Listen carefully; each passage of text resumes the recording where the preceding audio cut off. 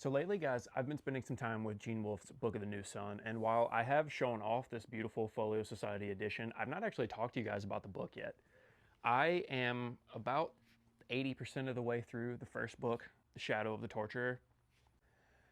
It has just been so good, so thank you to everyone who recommended this to me. Putter's Paperbacks is the one who I saw originally kind of recommend this, and we're doing a buddy read of it right now. But I just wanted to tell you guys, if you have heard of this and you haven't tried it yet, I have to implore you to go do so.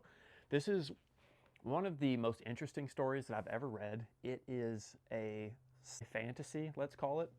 So it is technically science fiction, but it's written in a way that it feels like fantasy.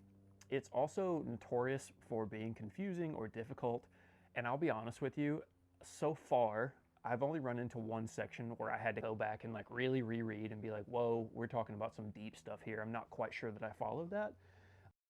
It was pretty cool though once I kind of grasped like what I think is going on here. Anyway, let me tell you a little bit about it. The book follows Severian, and he is a torturer's apprentice, pictured here. They are a part of a guild, and again, right, so this is set a million years in the future of our Earth.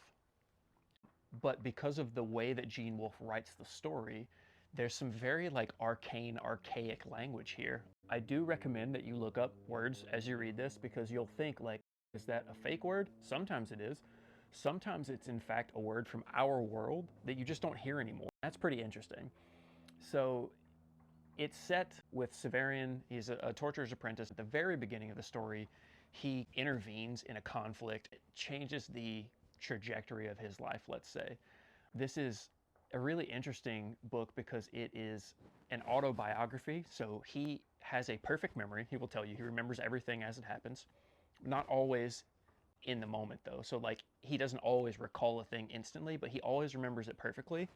It's his story, and he is already the reigning autarch or emperor of Earth as he's writing it. But you're following the events from way, way before this.